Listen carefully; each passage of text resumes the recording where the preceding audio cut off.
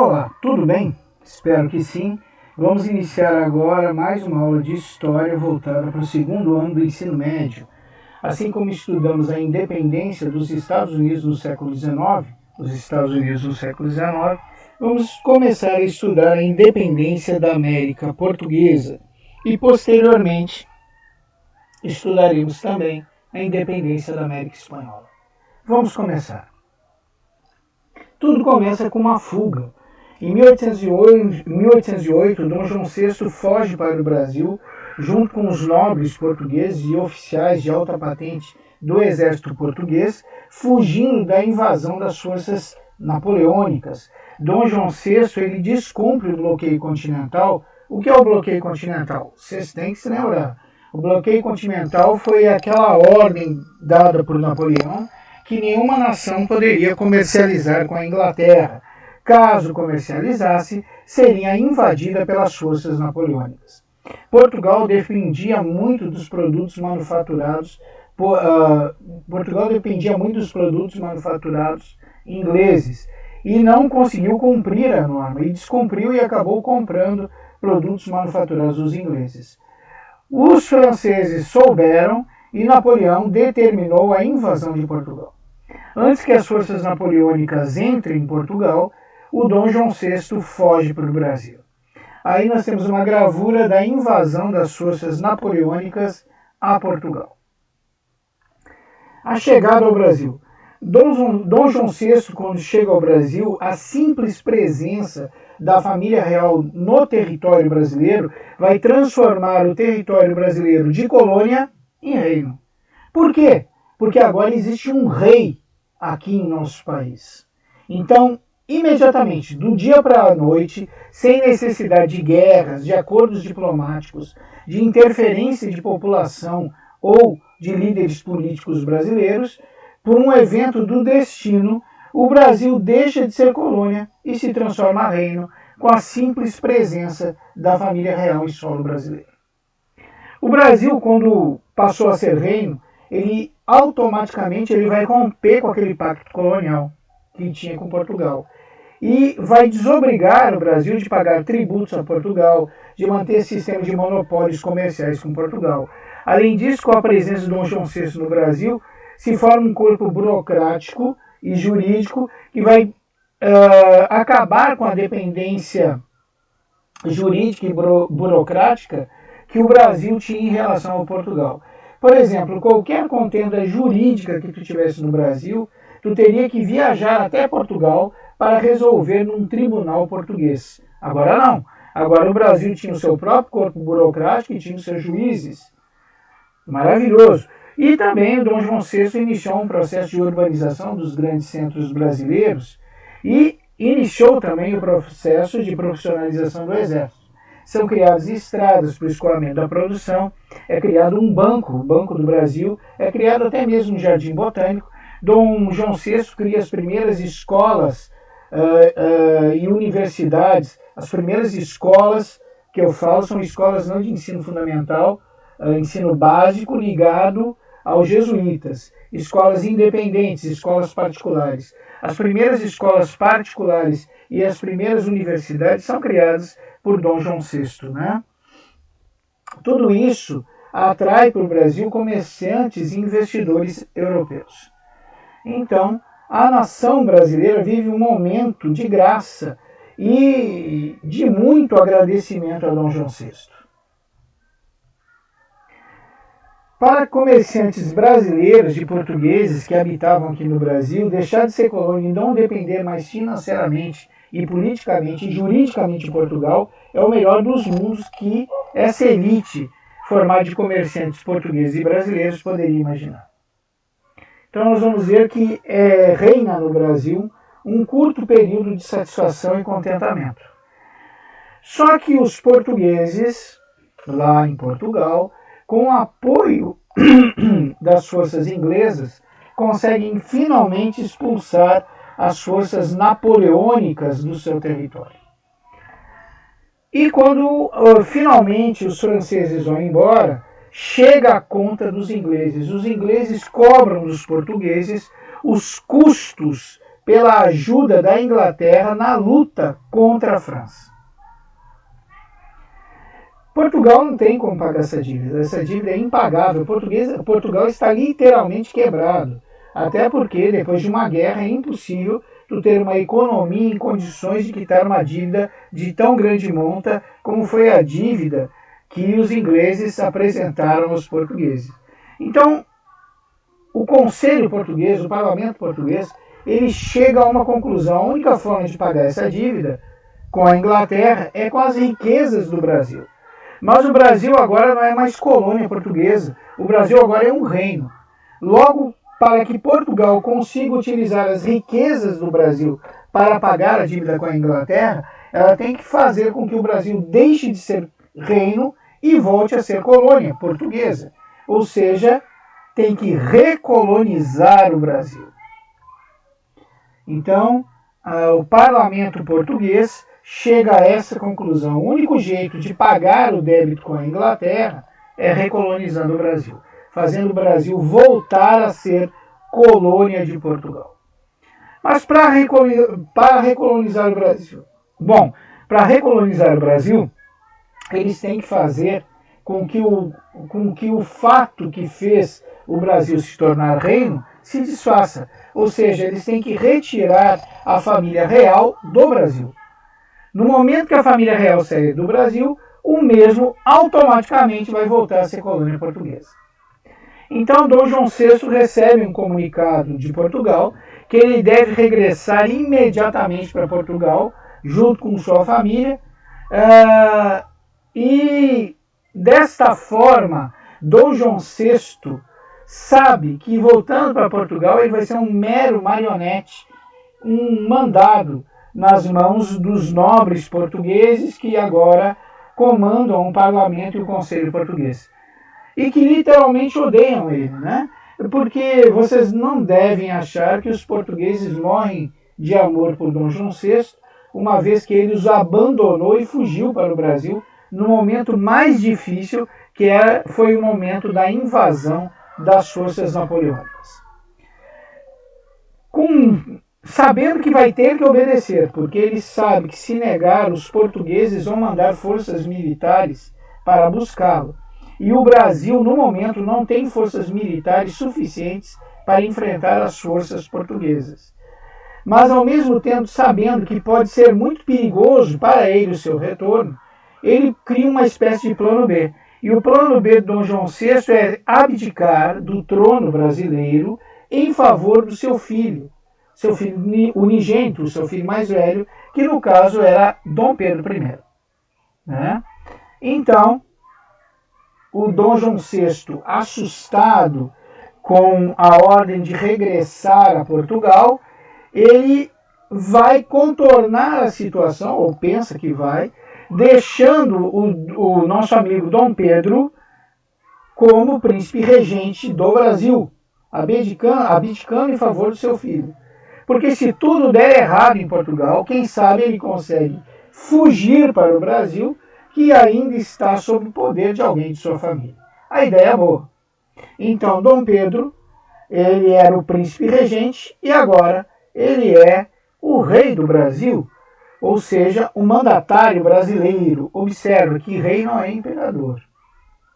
Né? Bom, ao chegar em Portugal, né, quando Dom João VI chega em Portugal, os portugueses veem que algo deu errado. Por quê? Porque a família de Dom João VI não veio toda. Dom Pedro permaneceu no Brasil. E se um membro da família real permanecer no Brasil, o Brasil permanece sendo um reino. Então, eles não conseguiram transformar o Brasil em colônia.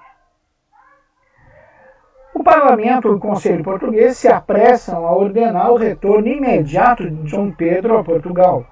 O mesmo recebe o comunicado e começa a arrumar as malas.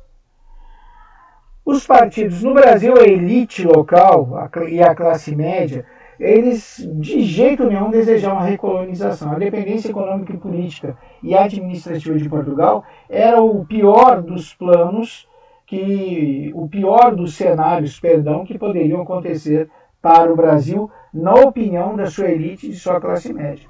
E os dois partidos mais representativos da época, que era o Partido Português, que representava os interesses dos comerciantes portugueses que viviam no Brasil, e o Partido Brasileiro, que representava os interesses dos comerciantes brasileiros, dos latifundiários, dos militares e dos funcionários públicos, eles não podiam permitir esses dois partidos, que sempre foram inimigos, diga-se de passagem, e que agora vão se unir para impedir que Dom Pedro saia do Brasil. E como esses dois partidos vão impedir que Dom Pedro saia do Brasil? Eles não vão oferecer a Dom Pedro um trono, eles vão oferecer um império, vão oferecer a Dom Pedro para que ele se torne, com o apoio desses dois partidos, o primeiro imperador do Brasil. Bom, Dom Pedro gosta da ideia. Lá em Portugal, ele seria mais um nobre, sem trono. E aqui no Brasil, ele acaba de ter a oportunidade de se tornar o primeiro imperador do Brasil. Então, Dom Pedro decide ficar. E em 9 de janeiro vai surgir o famoso Dia do Fico, aquela famosa frase de Dom Pedro I, que é: se for para a felicidade de todos e o bem-estar geral da nação, diga ao povo que fico. Ou seja, Dom Pedro acaba de descumprir uma ordem do Parlamento e Conselho português. Em Portugal. Em Portugal a situação se agrava. Os portugueses sabiam que se não quitassem o débito que tinham com os ingleses, teriam que pagar com parte do seu território. E agora Pedro não veio. Pensa em uma saída administrativa. E essa saída é tirar os poderes de mando de Dom Pedro I, para que assim ele não tenha condições de administrar o Brasil, e não administrando o Brasil, ele não possa ser rei do Brasil, ou mesmo se tornar imperador. A ideia é boa. Logo, o parlamento português, se apressa a comunicar às províncias no Brasil que a partir de então nada deve ser feito sem o mando português. Quando Pedro fica sabendo da ordem vinda de Portugal, ele manda uma mensagem direto para as províncias, dizendo: olha, realmente vocês não devem fazer nada sem o mando português, mas só façam se esse mando vir acompanhado do meu carimbo, do meu selo de cumpra-se. Ou seja, Dom Pedro I encontrou um jeitinho para fazer com que as províncias não cumprissem as ordens de Portugal, a não ser com a sua concordância, com o seu cumpra-se. Então, sem o carimbo, sem o selo de cumpra-se de Dom Pedro I, nada feito. Portugal não manda nas províncias e, muito menos, Dom Pedro I perdeu seu poder de mandatário. Basta, o parlamento português não aguenta mais. A situação com os ingleses está cada vez mais difícil. Os ingleses querem receber. E logo eles vão ter que tomar uma medida de entregar, gente. Eu vivo com dor de garganta, não sei o que é isso. E as minhas cordas vocais, eu acho que falham por essas constantes dores de garganta. Então eu peço desculpas a vocês. Vamos voltar à aula. O parlamento inglês não aguenta mais essa situação, né? Os ingleses querem receber e logo vão ter que tomar uma medida extrema, que será entregar 1/3 do seu território aos ingleses. Desesperados, o parlamento português e o conselho português vão tomar uma medida extrema. Eles vão mandar uma mensagem a Pedro informando que ele está destituído de todos os seus poderes e direitos de príncipe. Que no Brasil, no máximo, ele será um adido cultural português, sem nenhum direito a mando. E que se voltar a Portugal, o rapazinho...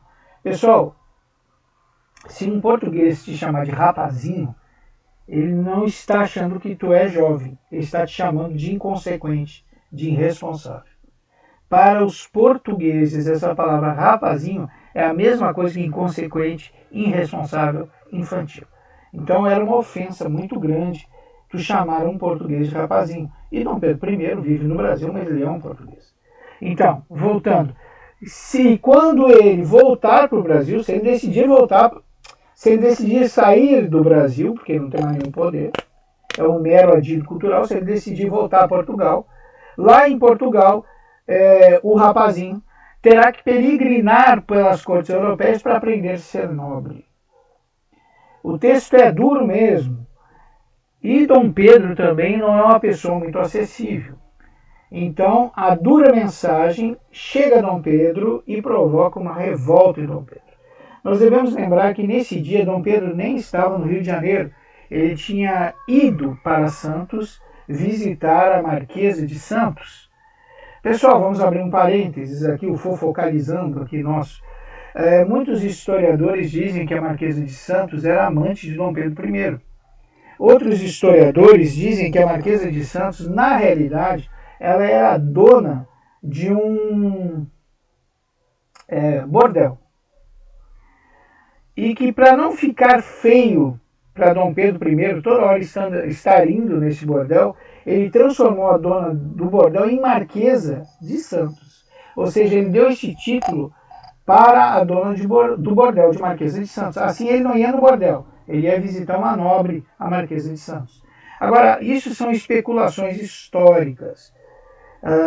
A especulação oficial é que ela era realmente uma amante de Dom Pedro I. E nesse dia que Dom Pedro I estava indo visitar a Marquesa de Santos, ele ia acompanhado de 2 soldados, 2 burros que carregavam suas bagagens e presentes para a Marquesa, e também 2 soldados, 2 burros e 4 escravos, se eu não me engano. E Dom Pedro não estava num dia bom, ele estava com sérios problemas de dor de barriga. Toda hora ele tinha que parar para ir no matinho lá se aliviar. Quando ele recebe a mensagem, quando o mensageiro o alcança, e ele lê a mensagem, Dom Pedro I é tomado por um acesso de fúria e, sem pensar, ele simplesmente proclama a independência do Brasil. Infelizmente, a independência do Brasil não teve toda essa pompa e circunstância. Esse quadro que caracteriza a independência do Brasil, que nós já vimos representado até em filmes, não passa de um mero acervo ilustrativo, né? Na realidade, Dom Pedro não tinha essa guarda toda, os dragões da independência nem existiam nessa época. Então como é que eles iam comemorar a independência com Dom Pedro? Ele só tinha 2 guardas, 2 soldados, 4 escravos e 2 burros. E o cavalo dele. Então, essa imagem que nós vemos da proclamação da independência do Brasil é meramente ilustrativa, né? Bom, ao voltar ao Rio de Janeiro, Dom Pedro I simplesmente comunica ao seu conselheiro, o José Bonifácio, que ele proclamou a independência e vai dormir. José Bonifácio, que era uma pessoa extremamente responsável, que era a cabeça pensante do reino do Brasil, ele se apavora. O termo é esse. Ele sabe que os portugueses não vão aceitar tal afronto, que eles vão enviar forças militares ao Brasil e vão retomar o controle do Brasil pela força das armas, porque eles consideram que o Brasil é deles. E ele sabe também, assim como Dom João VI sabia, que o Brasil não tem forças militares para enfrentar o exército, a marinha portuguesa. Esse é José Bonifácio que está com esse pepino nas mãos, vamos dizer assim. As tentativas. José Bonifácio procura encontrar meios de fazer com que Portugal aceite o processo de independência brasileiro. E a primeira ideia que o nosso amigo José Bonifácio tem é de ir de encontro aos Estados Unidos e pedir apoio.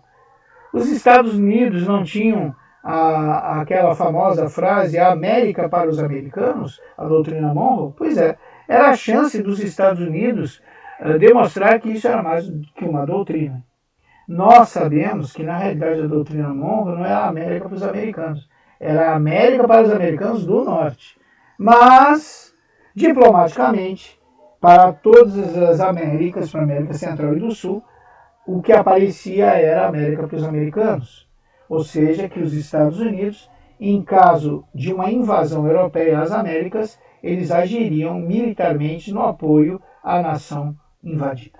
Só que os Estados Unidos, como sempre, tiraram o corpo fora. Eles parabenizam o Brasil pelo processo de independência, bacana, valeu, mas informam que no momento eles não vão poder ajudar ou intervir de qualquer forma que seja no processo de convencimento de Portugal. Então não foi dessa vez. José Bonifácio não conseguiu seu intento, José Bonifácio se deu muito mal. Aí vem a segunda tentativa. José Bonifácio abre negociações com os ingleses. Ele oferece aos ingleses a abertura dos portos brasileiros. O que significa isso? Que os produtos ingleses seriam comercializados no Brasil sem incidência de tributos, sem incidência da cobrança de impostos. Você sabe que qualquer produto estrangeiro que chegue em uma nação, ele sofre a ação de impostos, sofre a ação de tributos. Pois José Bonifácio oferece aos portugueses tal barganha: olha, pode trazer todos os produtos, pode vender no Brasil todo, todos os portos do Brasil vão estar abertos aos produtos ingleses e tu não vai sofrer nenhuma incidência de cobrança de juros, nenhuma incidência de cobrança de impostos. Bom, os ingleses gostaram da ideia. E os ingleses perguntam, sim, e em troca, José Bonifácio pede que os ingleses convençam Portugal a aceitar o processo de independência brasileira. Os ingleses vão até os portugueses e tentam convencer os portugueses a aceitar, né, o processo de independência do Brasil.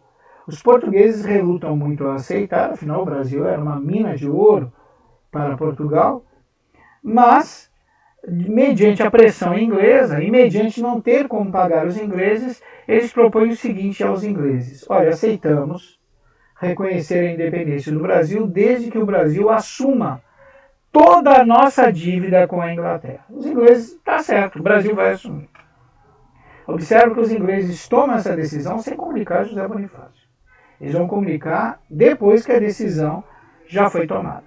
Então, os nossos amigos ingleses voltam ao Brasil e comunicam a José Bonifácio que conseguiram convencer os portugueses de aceitar o processo de independência brasileiro. Eu até imagino que deve ser do tipo, tem uma notícia boa e uma ruim, qual é que tu quer que eu dê primeiro? Então, José Bonifácio me deu a boa primeiro. A boa é que os portugueses aceitaram o processo de independência do Brasil. E a ruim? A ruim é que vocês vão assumir toda a dívida que Portugal tem com a Inglaterra. Gente, essa negociata, esse acordo que José Bonifácio fez com os ingleses é muito bom para os ingleses. Os ingleses sabiam que, devido à extensão territorial que o Brasil tem, era fatal que o Brasil no futuro se tornasse um grande polo consumidor. E, além do mais, os ingleses viam o Brasil como uma espécie de base para, no futuramente, vender os seus produtos por todas as Américas, tanto a América do Sul quanto a América Central. Então, para os ingleses foi um negócio maravilhoso, mas para o Brasil foi uma desgraça. Nós conseguimos o processo de independência, verdade, mas com os ingleses vendendo seus produtos livremente no Brasil sem pagar nem impostos, qualquer possibilidade de uma revolução industrial no Brasil morreu aí, né? Não tem como uma futura indústria brasileira ou mesmo um galpão de manufaturados competir com os ingleses, né? Não tem essa possibilidade. Então, qualquer possibilidade de um início de uma revolução industrial no futuro para o Brasil está morta. Qualquer possibilidade de não ficar dependendo dos produtos ingleses e conseguir a nossa independência comercial morreu aí também. Então, na realidade, nós estamos trocando os portugueses pelos ingleses. Bom, José Bonifácio queria que desse certo. A Inglaterra convenceu os portugueses, como eu acabei de falar para vocês. Agora, a preocupação do nosso amigo José Bonifácio é como é que ele ia pagar essa dívida. Bom, o Brasil independente.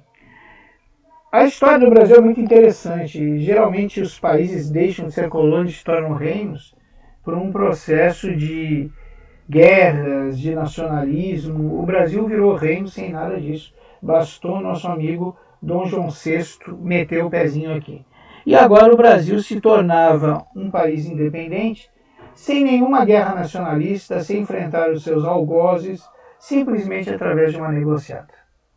Então, o processo histórico do Brasil é muito interessante, é muito diferente Talvez isso seja uma das motivações para a maioria do povo brasileiro não ter identidade nacional. Se tu perguntar para um jovem, um velho, se tu ganhar na Mega Sena, o que tu faz? Eu pego esse dinheiro e vou viajar, cair fora do Brasil. Se tu perguntar para um rico aí, onde é que estão os teus filhos? Estão estudando lá fora. Se tu pegar um artista desses, quando ele ganha muito dinheiro, o que ele faz? Ele vai embora do Brasil. Então, como nós nunca tivemos que lutar de verdade por essa terra, como nós nunca tivemos que sofrer para ser brasileiros e manter o Brasil, eu acho, e muitos historiadores concordam, que nós não possuímos identidade nacional. Por isso que nós aceitamos com tanta passividade, impunidade, corrupção, exploração internacional. Por isso que nós sempre depreciamos a nossa terra e aderimos tão facilmente os modismos e somos tão difíceis em aceitar a cultura brasileira, em aceitar a criatividade e a inteligência brasileira, a qual nós demos o apelido de jeitinho. Então, talvez essa trilha histórica tão diversa que o Brasil teve explique essa fragilidade de nacionalismo que tem a nossa população. Mas isso é só uma teoria de alguns historiadores, eu também acredito nisso, mas é só a minha opinião. Bom, depois da independência do Brasil, o caminho estava aberto para a coroação de Dom Pedro I e o surgimento do primeiro reinado. Mas isso é outra história que nós vamos contar mais adiante. Eu espero que vocês tenham gostado da aula, eu espero que todos vocês estejam realmente bem, que Deus os abençoe a vocês e vossas famílias. Até breve e um forte abraço.